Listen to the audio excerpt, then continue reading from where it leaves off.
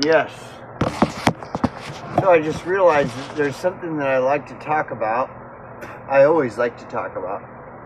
And I was talking with a buddy about it earlier. And it's actually, I just realized it's something I like to talk about. So anyways, yeah, so and actually I have talked about it a lot on my channel over the years on YouTube and BitChute. And I like talking about it, and I haven't in a while. And so just talking about it with my buddy earlier today, I realized, man, yeah, that is something I like to talk about. And I've got nothing going on. It's either make videos or watch videos, right?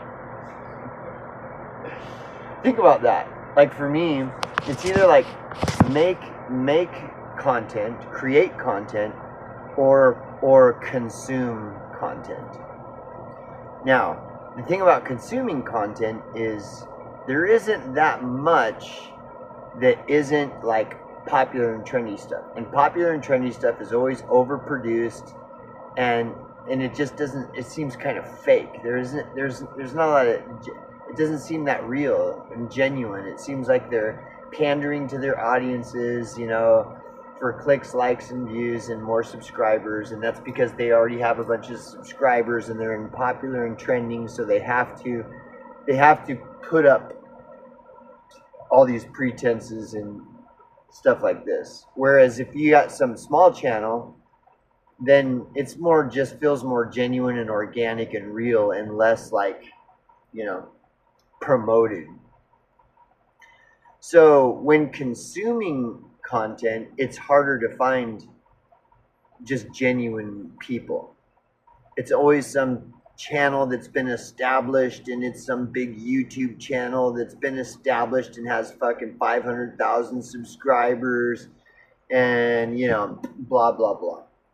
And I'm not really into that. I don't mind watching it a little bit to get some information, but it's hard to get information from those channels because they're telling their audiences what their audiences want to hear more than they are just there to genuinely tell people the truth. And this is something that it just appears that many people do not understand this. And the people that do are the ones that run small channels. They seem to have a much better, clearer understanding of this than your average, like, just passive user. And so it's like I can either consume content, which all there is mostly is popular and trending, and every once in a while come across a channel that isn't popular and trending, or create content. And the funny thing about creating content is a person can create content that's easily as good as anything in popular and trending. And so it makes it funny and fun. And it's like, it's part of the whole joke of being a content creator is, dude, I can make content as good as all this shit in popular and trending. So can anyone else. I mean, I guess in a sense it does take a little bit of this or that. Some people may not be fit for the task as well as others, but generally it's really doesn't matter. Anybody can do video, like anybody can. And this type of format is always the best. I have seen people do format like what I'm doing right now, and you looking at it, you would think, nah, this is gonna suck. But all you do is spend 15-20 minutes watching it, and it's like, wow, this is really good video. Because it's just some person being real. They're just being real. They're not trying to get subscribers and likes and views, and that's always the best. And so you don't even have to try to outdo trending and popular channels. You don't even have to try at all. Just be yourself, and you're already better than what's on popular and trendy. That's what I mean. It's a joke. Like, you start laughing at the idea, especially if you start doing it. Then it makes it even way funnier, man. Because these popular trending channels, they're just clown shows so often, That doesn't mean you can't get information from them. But anyways, I'm going way off track. So anyway, so I did I don't know if the term social work is the best term for it, because usually when a person hears the word social work, they automatically think of like child protective services, and I never worked in child protective services. But I guess what I did work in was social services, but it was the homeless service provider field, which is a lot different than child protective services. And and what I did was street outreach. So I was like out on the street, and all I did was engage homeless people. And I started at a homeless youth organization. So the age of the people, the age group that we served was up to like 23 or 24 or something like that. And I mean, you don't see a lot of homeless babies or something. And even when you do, it's kind of like, you can see that. But that gets complicated because they have family services. They have the homeless resources that are for families. So it's like for a mother and her, if she has a baby. So I work for a homeless youth organization. I mean, we actually, so part of my job would be to connect that mother and the child to a family resources shelter thing, organizations. But so my job would be to connect them to something other than the services that the organization I work for provides. If that makes sense. It's kind of confusing, but no, we wouldn't house babies. That's not. So and then the job I was we had a 12-bed shelter, which is interesting because it was for the entire city and county of Sacramento.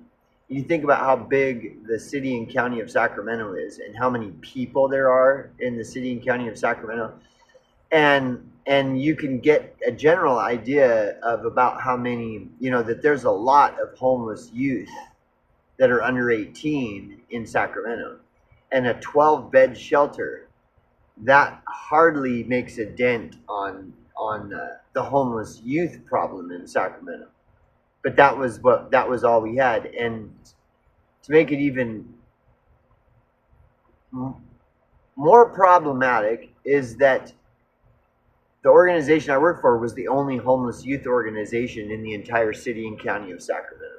That's the only one. So there's only one homeless youth shelter, and it only had 12 beds. And that was for the entire city and county of Sacramento.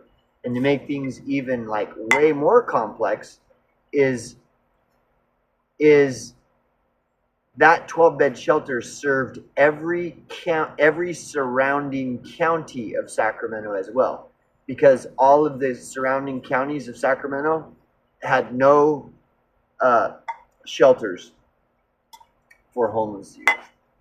So that's insane. That's pure insanity. And then when you take into consideration sex trafficking, child sex trafficking, what most people don't know about child sex trafficking is, like, the majority of all sex trafficked children are homeless children. They're homeless youth. And so, like, what is anybody do? The most you'll get per capita in an area the size of the city and county of Sacramento.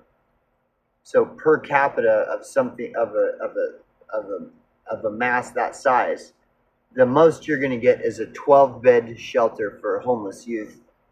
And homeless youth is where all the sex trafficked children are.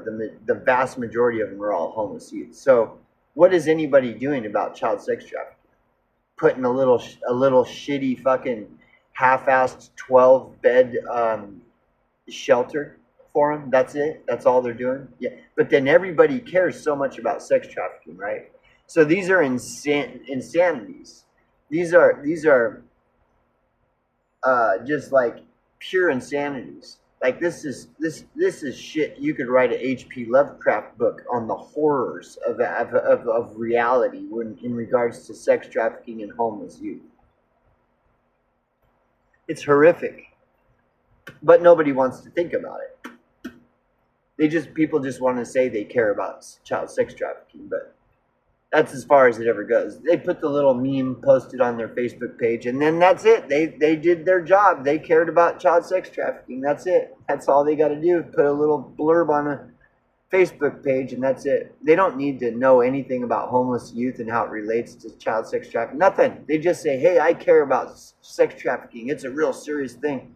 And then that's it. They've done their part in their mind anyway, right? So anyways, so I worked in this field, and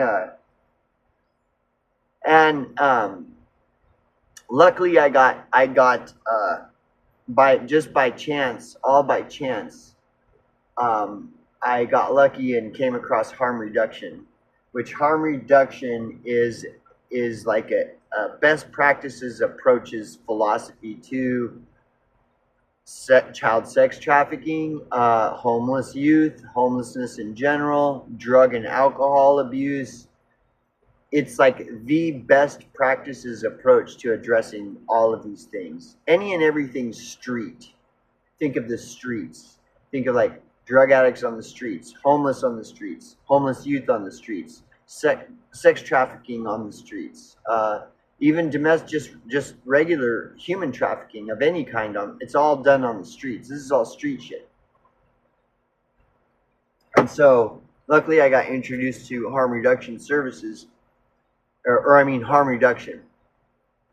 What harm reduction is, and it will blow your mind.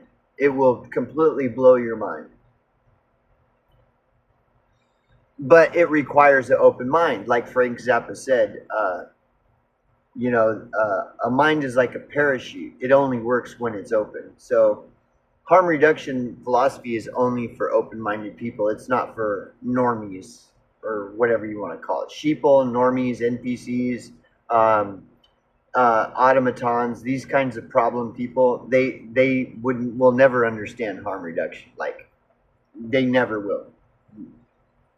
They'll rarely even come across the term, and if they do, it's just like nothing to them. It's just like whatever.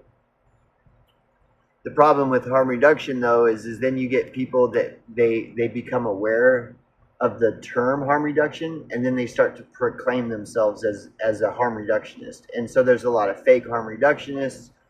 It gets really complex and complicated, and but if a person like gets a good overview and familiarity with what harm reduction is, it's very easy to tell the fake harm reductionists from real, true, hardcore harm reductionists. And there really is no in between. A person is either a harm reductionist or they aren't. So when a person starts to become familiarized with what harm reduction truly is, and gets exposed to the harm reduction community, or whatever you want to call it. I just use community for lack of a better term. It becomes like totally clear. Like, it's night and day difference. You can tell the difference very easily. But nonetheless, there are a lot of fake harm reductionists who they just use it as a buzz term to get funding, federal grants, etc., etc. And in that sense, it's very corrupt. The system is extremely corrupt. Getting involved in this kind of work is really like the same as becoming a cop, a police officer. Imagine becoming a police officer. You're going to be surrounded by corruption. The police department you work for is corrupt. Many of your colleagues are corrupt. And they're abusing their power, etc. It's a mirror. It's almost identical to that. That's That's the sad truth about it. You know, that kind of work is not for everyone. I was in it, and I couldn't. After 10 years, the hardest thing for me is the corruption. You know, it's evil. It's evil and corrupt. Working in the homeless service provider field, the homeless, despite what we are all taught to believe and have been indoctrinated and brainwashed, is the homeless are are more awake than your average person, and that's, I mean, if you really think about that, it's extremely bizarre because homeless people are not on the internet. They're not frequent users of the internet. And I'm telling you, homeless people are just in general more awake and aware of what's really going on in reality and in the world than your average person. Very bizarre. You know, it's very bizarre. I mean, um, uh, they're more self aware. Even the ones that are fucked up on drugs, that are strung out on drugs, they're more self aware. They're more aware of what everything is about. They're aware of how the money, what the money system really is. That's why a lot of them are homeless, because they're cursed with the vision of understanding what the money system is. That it's all fake. The money system is fake and rigged, just as much as the voting system is. And a lot of homeless people know this because they're living it, while everyone else is going to their jobs and working for fake money and just choosing to be ignorant. Homeless people are experiencing the opposite, and you can see it a lot more clearly from that side of the tracks than you can, you know, otherwise. So, but these are really difficult truths that most people will reject. They will get they will it will infuriate them. Even the idea of this is infuriating to them because they've always been taught that they are superior to the homeless, or what people call the homeless. It's an extremely bizarro world. You want to talk about inversions of reality? You get mixed up in all that, man. Everything is inverted. The homeless programs are the problem. The homeless programs are the things that are creating homelessness, because that's how they justify getting all the federal money. So in a sense, you're working for fucking Satan if you get into the homeless service provider field. There are exceptions, and harm reduction is an exception. But harm reduction has been getting watered down over the years as well, which is becoming more of a problem. You know, you get more and more fake harm reductionists, and these fake harm reductionists are more and more taking over harm reduction, and harm reduction is just getting watered down. And it's become a big issue among the true harm reductionists. And there's a lot of interesting kind of observations made by harm reductionists about modern times and what's happening with harm reduction in the world we live in now. Like, the system is stronger every day, and harm reduction is in opposition to the system.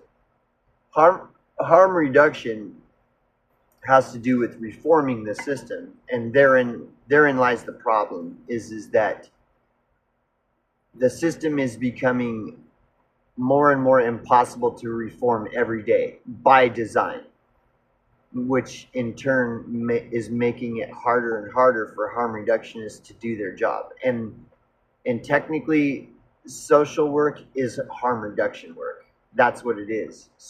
Any kind of social services field is harm reduction work. 90 or more percent of people in the field don't know this, though. They don't even know what harm reduction is. And the only and all those people that don't know what it is, they only say they know what it is because that's what you're supposed to say, that you know what it is. So it's very complex, you know. And so the harm reduction itself is getting watered down. It's getting harder and harder to get properly trained on harm reduction. and properly familiarized with it. And so it's very fucking like bizarre. It's very fascinating. It can be even addicting. If you're a helper, if you're a person that likes to help people, you will harm reduction will blow your fucking mind. It's like what the fuck? It's you know, we've been lied to. We've been lied to, and harm reduction exposes all of this shit. That's why the system hates harm reduction. The system will always push back against harm reduction because harm reduction is based in truth and the system is based in deceit. And all the vast majority of all these social services organizations are all embedded in the system. And so they all toe the line. They all toe the system line. Just like in a police department. They all just toe the blue line, right? Just toe the line. And look the other way and, you know, go along with the status quo. Well, harm reduction, the whole thing about the harm reduction is to go against the status quo.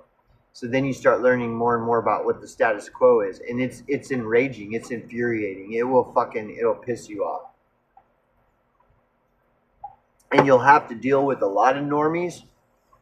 Most of your coworkers and colleagues will be normies.